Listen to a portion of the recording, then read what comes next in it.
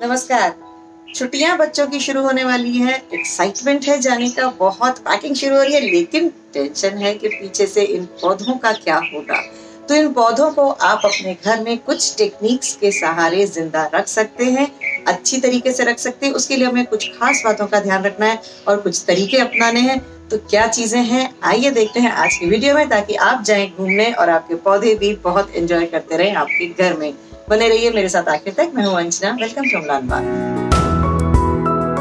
आमतौर पर घर में हम अपने पौधों को जहां हमें अच्छा लगता है वहां रखते हैं। पानी हम अपने हिसाब से देते रहते हैं, किसी को कम देना है, किसी को ज्यादा देना है, जरूरत पड़ने पर हम उनको शिफ्ट भी करते रहते हैं। लेकिन जब हम घर से बाहर जा रहे हैं तो हमें सबसे पहले पौधों की ग्रुपिंग करनी है।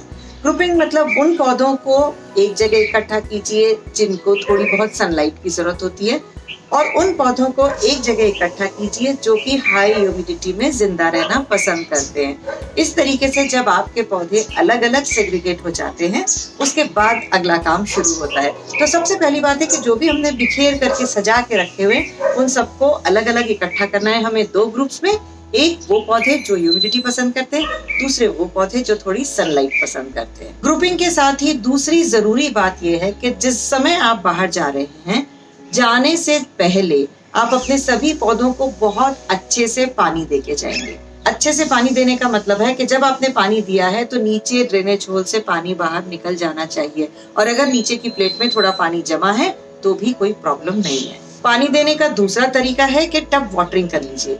एक टब में आप अपने सभी छोटे छोटे पॉट्स को रख लें। उसमें जब तक आपको दिखता है कि ऊपर तक की मिट्टी पूरी गीली हो गई, तब तक आप उसको टब में रहने दें। उसके बाद उसमें से निकाल लें। एक बार जब ये अश्योरेंस हो गई कि आपकी मिट्टी पूरी तरीके से गीली है, अब अगला स्टेप शुरू होता है। अब जो भी ह्यूमिडिटी लविंग प्लांट्स हैं, जैसे सिंगोनियम, साइप्रस, मनी प्लांट्स, इन सबको हम बाथरूम में रखेंगे। बाथरूम में ह्यूमिडिटी लेवल ज्यादा रहता है। आप गीला कर लीजिए बाथरूम को, और उसके बाद एक पानी की भरी हुई बाल्टी भी वहां रखिए और थोड़ी सी खिड़की खोल दीजिए ताकि हवा का आना जाना रहे और धूप बिल्कुल ना आए। इस तरीके से जब हम अरेंजमेंट कर देंगे तो ये अरेंजमेंट हमारा हफ्ते भर तक बहुत आराम से चल सकता है।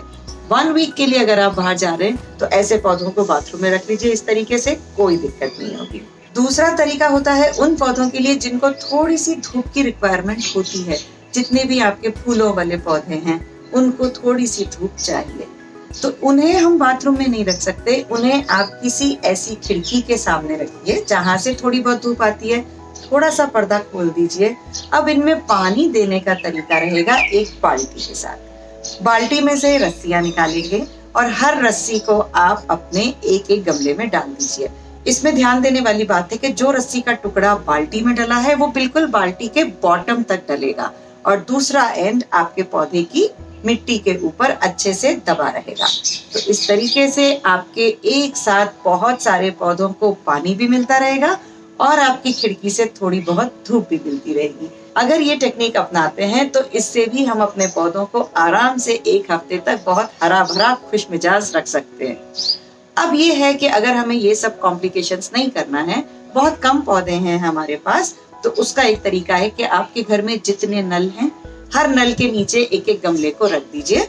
इस नल से बस एक एक बूंद हल्की हल्की थोड़ी थोड़ी देर में टपके, ऐसा एडजस्टमेंट कर लीजिए। और उस बूंद के नीचे एक पत्थर जरूर रख दीजिए, क्योंकि जब लगातार उस मिट्टी पर वो बूंद गिरती रहेगी तो वहां मिट्टी में थोड़ा डिप्रेशन हो जाएगा। इससे बचने के लिए एक पत्थर हम रख लेते हैं, ताकि वो पत्थर से धीरे धीरे स्लिप होकर के पानी आपके गमले में चलता जाए। अब ये तो बात हुई उनकी जिन गमलों को हम शिफ्ट कर सकते हैं, हिला सकते हैं, छोटे हैं। लेकिन अगर कोई बड़े गमले हैं, बहुत बड़े हैं, जिन्हें हमें हिलाना मुश्किल है, वो वहीं रहेंगे, बहुत बड़े बड़े पेड़ हैं, उनके लिए एक टेक्निक है बॉटल हैक। बॉटल हैक को बनाने की टेक्निक है कि आप कोई भी एक प्लास्टिक की बॉटल लीजिए, इसके ढक्कन में सुई से छेद करना है, और इसके लिए हमें सुई को थोड़ा सा गर्म करना पड़ेगा।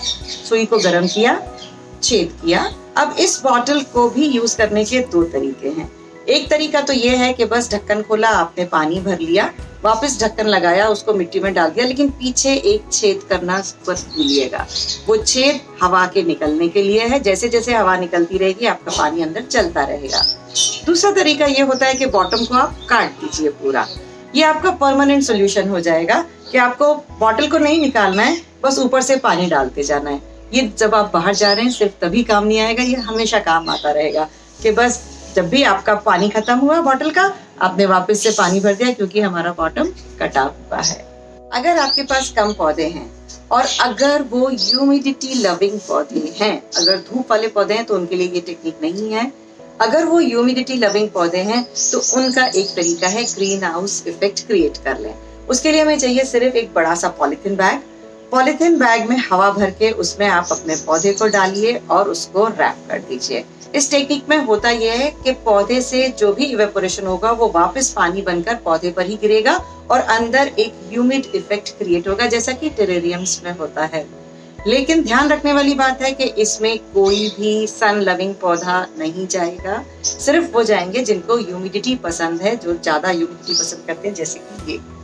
इस किस्म की टेक्निक में एक चीज ध्यान रखना बहुत जरूरी है कि जब हमने इसको पूरी तरीके से बंद किया है तो हमें इसमें 2-3 छोटे छोटे छेद जरूर कर देने चाहिए, ताकि थोड़ी बहुत हवा का सर्कुलेशन चलता रहे अंदर बाहर। अगर पूरी तरीके से पैक कर दिया तो हो सकता है एक्सेस ह्यूमिडिटी और लैक ऑफ एयर की वजह से आपका पौधा खराब हो जाए।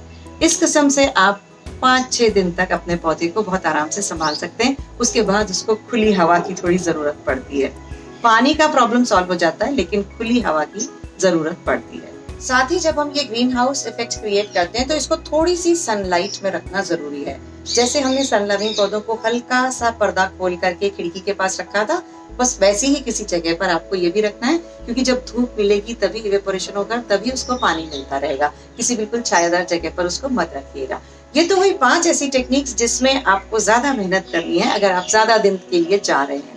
अगर आप 2-4 दिन के लिए जा रहे हैं, आप ज्यादा मेहनत नहीं करना चाहते हैं, तो मैं छोटी छोटी कुछ टिप्स और बताती हूँ। सबसे पहले आपकी सॉइल वेल सैचुरेटेड कीजिए जाने से पहले। जैसा कि मैंने बताया, बहुत अच्छे से पानी दीजिए कि ड्रेनेज होल से पानी बाहर आ जाए, या फिर टब वाटरिंग कीजिए कि टब में सारे कंटेनर्स रख दिए और पूरी मिट्टी अच्छी तक सैचुरेट हो गई। उसके बाद आप उसको आराम से रख सकते हैं। ये टेक्निक आपको 3-4 दिन के लिए आराम से चल जाएगी, कोई प्रॉब्लम नहीं आएगी। दूसरी बात यह है कि जब आपने पूरा सॉइल को वेल सैचुरेटेड कर लिया, साथ ही उसके साथ मल्चिंग कर दीजिए। मतलब आपकी जो ऊपर की जो मिट्टी है उस पर मल्च कर दीजिए। कोई सूखे पत्ते, कोकोपीट, कोई भी ऐसी सूखी चीज, लकड़ी का बुरादा, ऐसी चीज रख दीजिए सॉइल के ऊपर, ताकि जो मिट्टी के ऊपर से इवेपोरेशन होता है वो ना हो।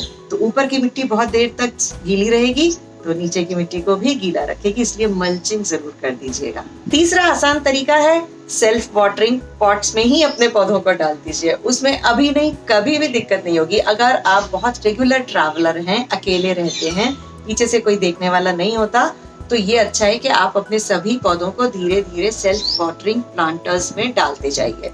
तो वो बहुत आराम से, जब तक वो पानी चलता रहेगा तब तक आप ट्रैवल कीजिए, आपके पौधे को पानी मिलता रहेगा।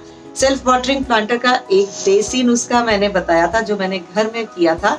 घर में ही हमारे सामान से आप बहुत आराम से सेल्फ वाटरिंग प्लांटर बना सकते हैं। उस वीडियो का लिंक मैं डिस्क्रिप्शन में शेयर कर दूंगी, आपको जरूर देखिएगा, तो आप घर में भी धीरे धीरे सेल्फ वाटरिंग प्लांटर्स बना पाएंगे। एक और परमानेंट तरीका होता है कि आप ड्रिप इरिगेशन इंस्टॉल कर लीजिए।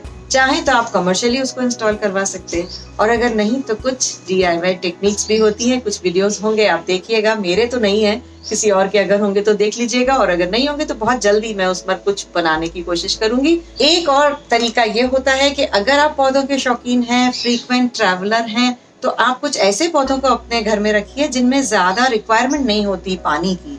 इनमें आप एयर प्लांट्स ले लीजिए, ब्रोमिलियड्स ले लीजिए, कलांचू ले सकते हैं, कैक्टस की सारी वैरायटीज ले सकते हैं। तो इन पौधों को आपको बहुत रेगुलरली पानी नहीं देना पड़ेगा। तो अगर आप कभी 5-7 दिन ट्रिप करके आते हैं फिर दे दीजिए, फिर 5-7 दिन ट्रिप करके आते हैं तो फिर दे दीजिए। तो इस तरीके से आप अपने पौधों को बचाइए, लेकिन गर्मियों का आनंद पूरा लीजिए। हिल स्टेशन पे घूमिए, और घूम कर आएंगे तो आपको आपके पौधे उतने ही हेल्दी लगेंगे।